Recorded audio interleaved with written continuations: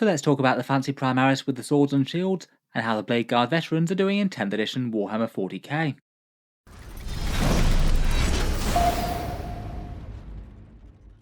Hello and welcome back to Auspex Tactics, where today we're doing a focused unit review on the Bladeguard Veteran Squad, one of Games Workshop's slightly more recent Primaris units coming out at the start of 9th edition, and bearing some signature mastercrafted power swords and storm shields to charge into battle and slay the enemy elites.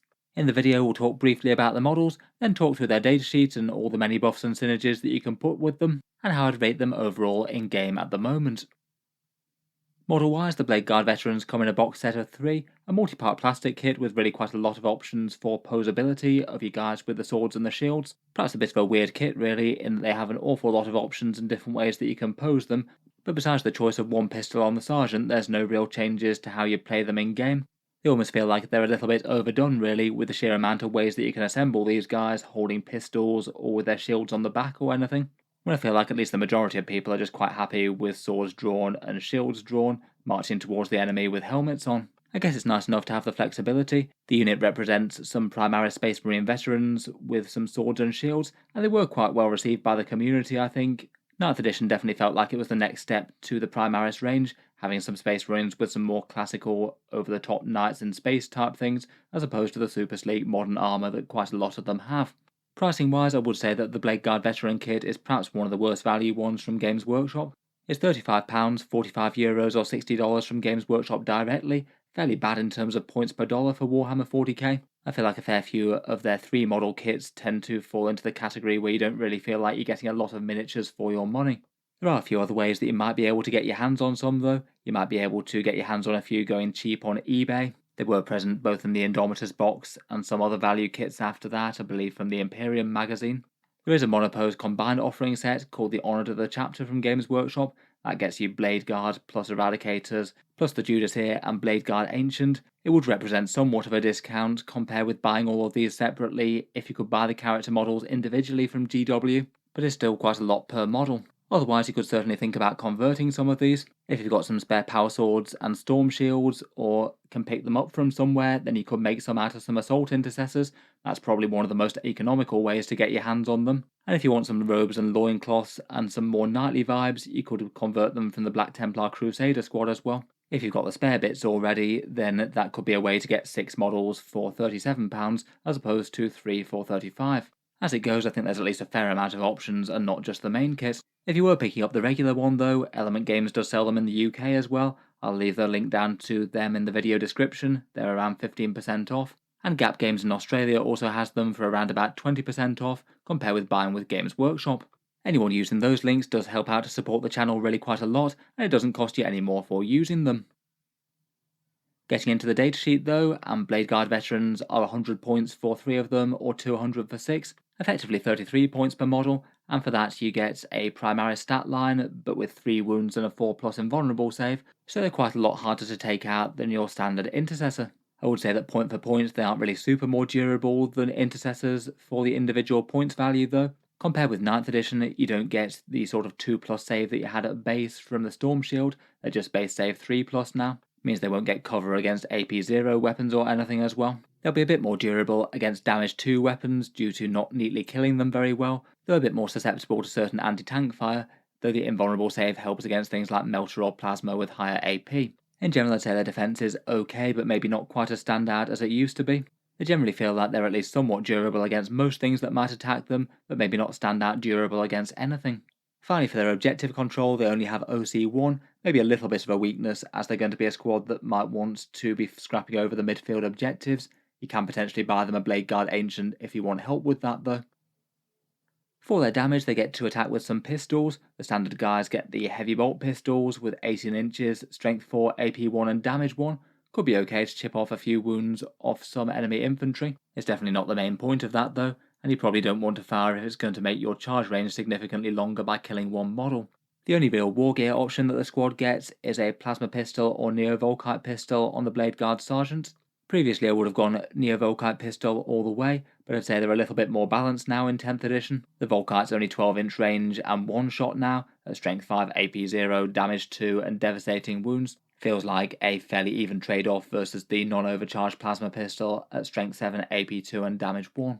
The overcharge profile on the plasma pistol is good at strength 8, AP 3 and damage 2, definitely a lot more threatening there. Though it does come with really quite a big trade-off. You've basically got a 1 in 6 chance of just killing one of your valuable 3 wound models. I feel like unless you're firing at an absolutely optimal target, something like a Space Marine with 2 wounds, you might just be better off not overcharging, as the extra damage that you gain might just be traded off pretty much against killing your own model. If they need to try and deal with multiple units in one turn, they could also pop the grenade stratagem as well, as they usually are going to be able to get more efficient use for damage or defense out of command points, but if you need a bit of situational pop-up extra shooting damage, it means that they could actually be a surprising threat in the shooting phase in a pinch. Of course, the melee damage is really where it's at for the Bladeguard. Each one of them get 4 attacks at strength 5, AP 2 and damage 2, all hitting on a 3+, and often going to be boosted by their Bladeguard special rule, where they basically get to pick whether or not they reroll hit rolls of 1 in the assault phase, or get to reroll invulnerable saves of 1. The strength 5 and damage 2 profile is generally going to be best at killing medium infantry like enemy Space Marines, but with multi-damage and at least 2 AP and a mid sort of strength, it is going to be fairly good against most of the field, perhaps only really struggling with the toughest vehicles they're wounding on a 6. For an 100-point squad of 3 Bladeguard Veterans getting into melee, assuming you've got the reroll hits of 1 from their special rule, you'd kill around about 6 enemy Termagants, 4 dead Space Marines, certainly seeming like the most optimal target there, around about 1 or 2 enemy Terminators, the damage 2 isn't quite as efficient against them, 4 wounds to a toughness 9 enemy Rhino tank, or averaging just less than 1 failed save against an enemy Land Raider. They're really not going to do all that much against the toughest vehicles without extra buffs. They've definitely got solid enough melee, but they aren't quite as general purpose as they used to be in 9th edition. They used to wound literally everything on at least on a 5+, and they had a bit more AP and an extra attack on the Sergeant in the previous edition as well.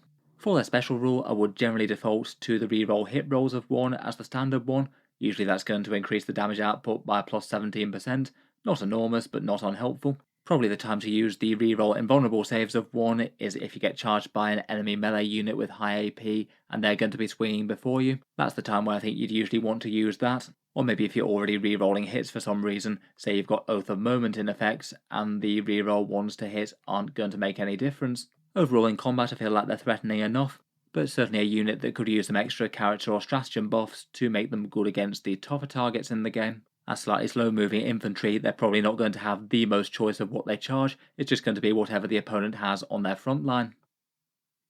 Their basic stats are far from the end of it though. Bladeguard Veterans are perhaps one of the better units to get buffs on, both in terms of stratagems, and I think they're a particularly good unit to put characters in as well. Oath of Moment I think is an interesting one for the Bladeguard Veterans. Obviously it's a massive damage boost if you can pull it off. Rerolling all hits and wounds is great on any Space Marine units. I feel like the mid-strength of Bladeguard Veteran power weapon attacks makes them a particularly good target, though it is just a bit riskier compared with using it with a whole bunch of Space Marine shooting. The main issue is that you have to declare Oath of Moment before you get to see what charge rolls have been successful, so you could well declare it on the target of your Bladeguard Veteran's charge, and then just go on to fail a charge roll and not get any benefit from it this turn, which would be kind of disastrous. Using it with a ranged target as well means that you could basically focus an entire army's worth of attacks on one powerful model if necessary, as opposed to just buffing essentially one unit in combat. It could still definitely be the right choice to make them really hit home very, very hard, but I feel like you'd have to have quite a short charge lined up, and then not to be a better target that you could focus a whole bunch of guns on and get the damage more reliably. Otherwise, I think the Gladius task force generally has some good support for Bladeguard.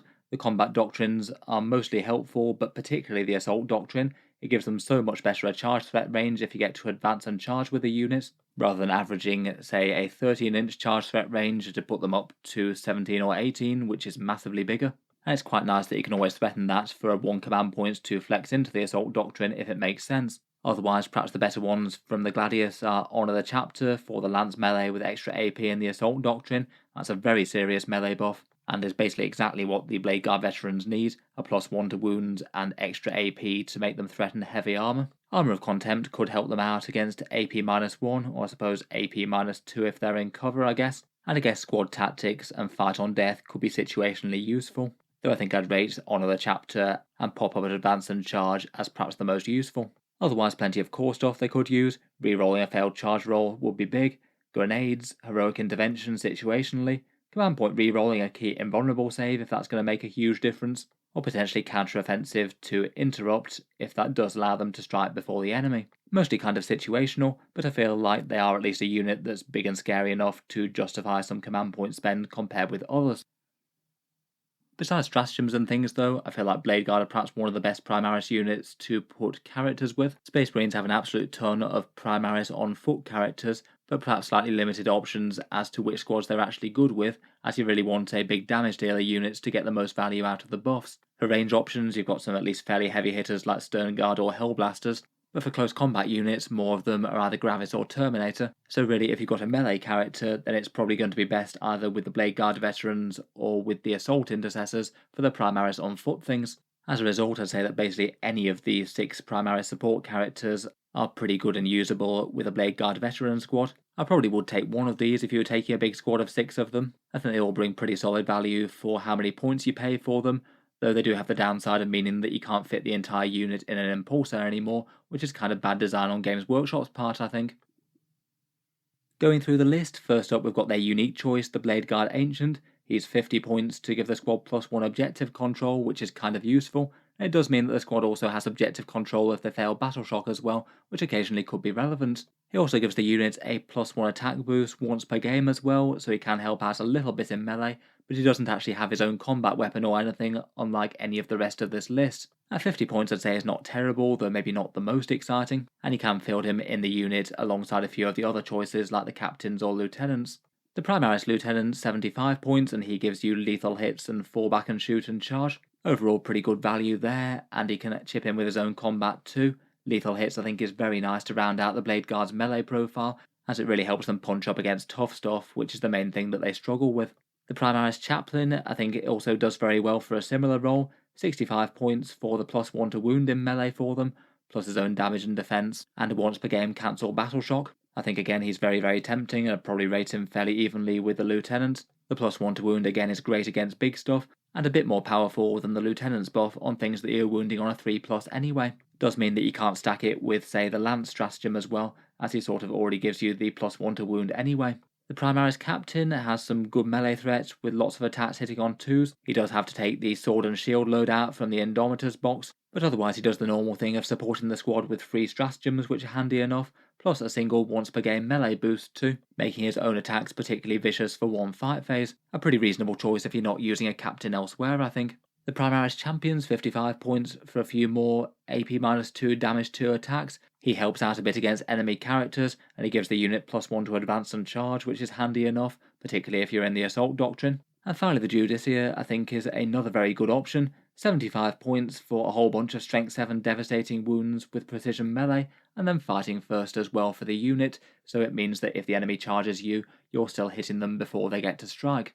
I think for the points cost, I think pretty much all of those are justifiable if you want them. It is kind of notable that they are locked out of a few, the Apothecary and the Librarian in particular. Perhaps the Librarian isn't any enormous loss given that you already have a 4+ invulnerable save, but kind of a shame they can't take the Primaris Apothecary, as resurrecting these guys from the dead would be fun. As I said, I think that most of these are fine. Probably my favourites for the points cost would either be the Judiciar for the fights first and his melee, the Lieutenant for the lethal hits, or perhaps the Primaris Chaplain for the +1 to wound. I feel like all of those are very nice at making the squad more scary in their own ways.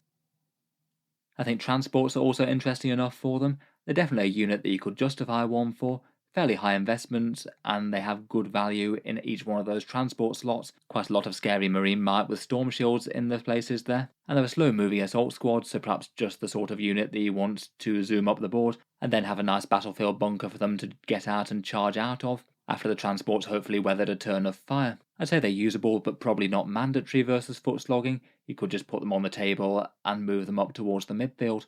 I'd say probably the most standout one is the Impulsor as a fairly low investment transport, though as I mentioned I do think it's super annoying that you can't fit a 6 model squad plus a character in there. I think that'd make the whole setup a lot more interesting. You could have Bladeguard with characters in Impulsors, but you'd have to drop one Bladeguard model for no gain whatsoever, or just field a 3-man unit with attached characters, which feels like you're kind of underutilising the unit and the character buffs there. Perhaps 3+ a character might not be the worst with some of the cheaper characters though. Maybe a Primaris Champion who's not really all that many more points than a standard Bladeguard Veteran, and is a bit tougher and hits a bit harder. Otherwise I think they certainly could use Land Raiders. Maybe a big squad with a doubled up character could be pretty interesting for that. or you could get quite a lot of them in a repulsor as well, though it does seem a little bit more geared towards being used with things like ranged units, what with its ability to stop the squad getting charged by jumping back into it. Both of those still seem good though, you are just paying a fair bit more of a premium than for the impulsor though. Just putting a couple of these combos together, here's just one example of a squad with some buff damage output.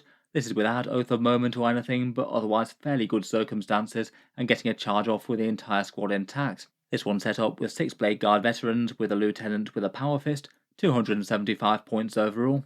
So certainly a somewhat high investment squad there, but not quite as big as a massive 10-man Terminator squad or something. Game plan maybe to move an advanced turn 1 into the midboard, aim to get somewhere, say behind a ruin and hide from shooting, and then turn 2, trigger Assault Doctrine, make a longer charge into the enemy on a midfield objective, and then decide to hit very hard there by spending 1 command point to trigger Honour the Chapter for Lance and an extra AP-1 in Assault Doctrine.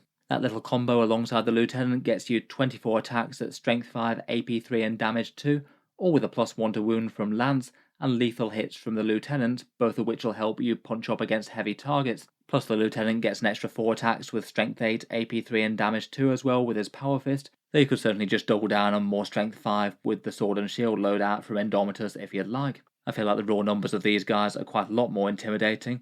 I've had about 17 slain Termagants, so a good flurry cut through hordes there. Absolutely obliterating most regular Space Marines with 14 dead Space Marines there. Still maybe a little bit shaky against Terminators, 3 or 4 3 wounds Toughness 5 Terminators killed with that lot. Still a good chunk of points removed from the table though. I'd say fairly stand out against things like Toughness 9 vehicles now, wounding on a 4+ with a bunch of lethal hits. It's 20 wounds to something like a Rhino, so most normal battle tanks killed there. And even against things that are a fair bit chunkier, like a Land Raider with Toughness 12 and a 2+ save, you still average around about 13 wounds between the +1 to wounds and the lethal hits. They won't be bringing down a knight in a single round of combat or anything like that, but potentially if you've taken a fair bit of damage off with shooting beforehand, then you could well deal a finishing blow to something pretty significant. The damage output definitely drops a fair bit though if you're not on the charge with that stratagem, so definitely won't be hitting quite this hard on the counter-attack. Otherwise there's a fair bit of support that you can get from other specific chapters as well. As with units like Hellblasters, there's perhaps surprisingly little leader choice from a lot of these though. Kind of annoying, as they're the exact unit that you'd really want to join with your fancy Primaris characters. Going through the chapters, and for the core codex, the Ultramarines have Marnius Calgar who can join them. I feel like he's a pretty reasonable choice, what with his command point farming, plus extra Victrix cards, which are more like just extra bodies in the squad, but even more elite. Calgar himself can definitely help you take down some heavier targets with his twin linked attacks with damage 3. He'll be a massive asset against anything that's toughness 10 or more and multi-wound. He also allows the units to advance and charge every turn regardless of Assault Doctrine or anything like that, and I think that's a big plus for a ground-bound unit. For the Dark Angels, I feel like their leaders are maybe a bit suboptimal. Azrael can lead them with some sustained hits, but you kind of waste his 4+ invulnerable save. Lazarus can too, but he wouldn't be my first choice as a leader. I'd probably just go for one of the generic ones. They do have a few other fun things like a -1 damage in melee, which could be quite big against the right thing. And there's some useful enhancements, either for a squad getting +1 to hit, or Feel No Pain that you can get from the Bladeguard Ancient, which could make him a little bit more tempting.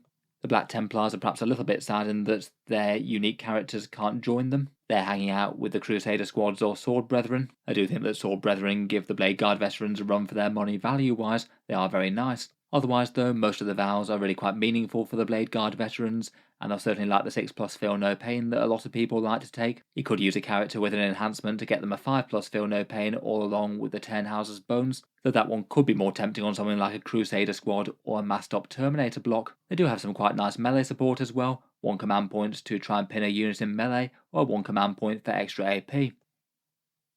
Otherwise, for Blood Angels, they get a +1 strength and +1 attack in their Sons of Sanguinius detachment. Perhaps a bit of a trade-off between easy advance and charge with the Gladius though, which I think helps them out a lot. They definitely will hit a fair bit better against things like toughness 10 and 11 or toughness 5 though, so it's not nothing. Red Rampage does seem like a pretty ideal stratagem for them as well, both lance and lethal hits when they charge in. Again, absolutely enormous for handling tough stuff well. The Space Wolves definitely seem like one of the chapters that seem to do a bit better in the Gladius, but if you do use their unique detachment, then the Sagas can be good if you can activate them, which I would say is a big if. For character support, Ragnar can lead them, granting easy advance and charge for 105 points, plus he does hit fairly well in melee in his own right. A bunch of their stratagems could be useful, though again I feel like it's very dependent on the sagas to get access to the actual good bit of them. Finally, Deathwatch are definitely a lot more shooting focused. They do get 3 turns of fairly good damage buffs though. Lethal hits and sustained hits will both be nice with their mission tactics, and you could flex into lethal hits for 1 CP if you happen to be tangling with something really tough, just to give them a little bit more bite.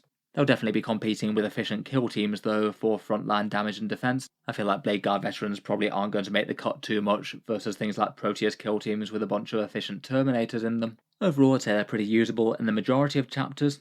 Lots of them can give them some really quite interesting stuff. I genuinely feel like Calgar in Ultramarines just in the Gladius though could be one of the scariest ways to field them. You could have a pretty enormous squad of them there between him, his guards, and then 6 Bladeguard. Advancing and charging every turn is really nice as well.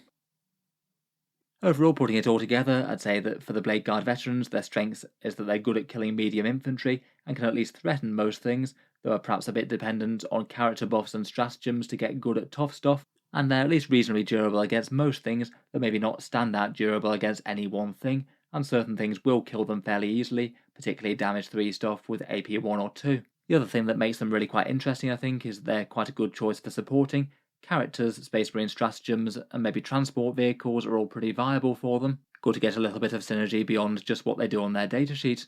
For downsides, other than what's already mentioned, I think being slow moving is perhaps one of their biggest problems. For a mainly melee dedicated unit, that perhaps particularly doesn't work out amazingly well with Oath of Moment, where you might have unreliable charges and not want to commit it, and they will be a lot weaker against certain profiles, toughness 10 or more, or toughness 6 or 7 infantry, both of which are at least fairly common on the front lines in 40k.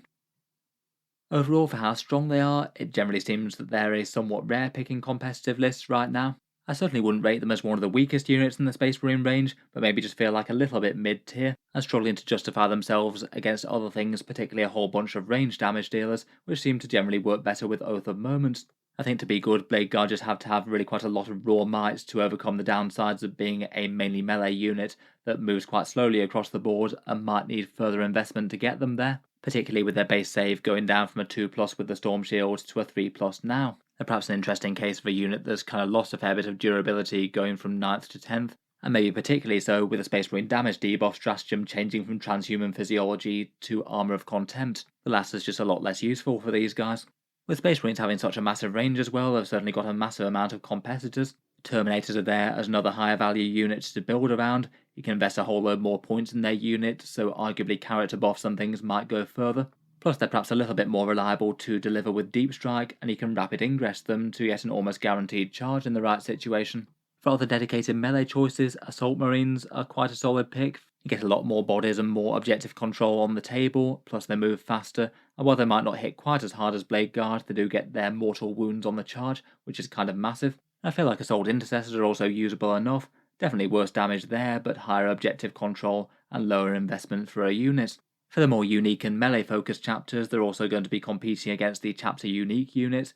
Things like Crusader Squads and Sword Brethren are both good, so a Death Company for the Blood Angels, or Deathwing Terminators of various stripes for the Dark Angels. And again for mainline damage dealers, I just feel like ranged units are generally a bit stronger for the most part compared with the melee ones for Space Marines in 10th at the moment. For an overall rating, I'd say that they're usable and interesting, but not enormously standout. Probably not going to be a mainstay of most competitive lists, though I think that you can make them work if you want to run a unit a little bit more casually. I think I'd probably be most tempted by a squad of 6 foot slogging with an attached character, maybe a Judiciar, Chaplain or Lieutenant, move them up into some cover turn 1, pop the Assault Doctrine and hopefully get a long charge turn 2, and then hopefully weather the counter-attack with Storm Shields. A 6-man unit without character in an Impulsor I think could also be interesting enough. In any case though, let me know your guys' takes on Bladeguard Veterans in 10th edition. How strong do you feel they are on the tabletop right now, and would you be taking them in your list compared with other choices? Look forward to hearing all your thoughts down in the comments below as always, and feel free to subscribe to Auspex Tactics if you'd like to see more like this. I'll certainly keep the regular 40k videos coming just about every day, and I'm sure we'll have plenty more for the Space Marines. Finally, if you've enjoyed the video on the channel, I would just like to mention that Auspex Tactics does have a Patreon page as well, and you can find that linked in the video description if you'd like to help support and keep these coming. Channel patrons do get a fair few advantages, seeing certain videos early, regular votes to see what sort of things happen next on the channel, and automatic entry into the regular prize giveaways with a chance to win some really big model kits each month. If any of that sounds good to you, or you'd just like to help support, the link is down in the video description. In any case, a massive thank you for listening, and I'll hope to see you guys next time.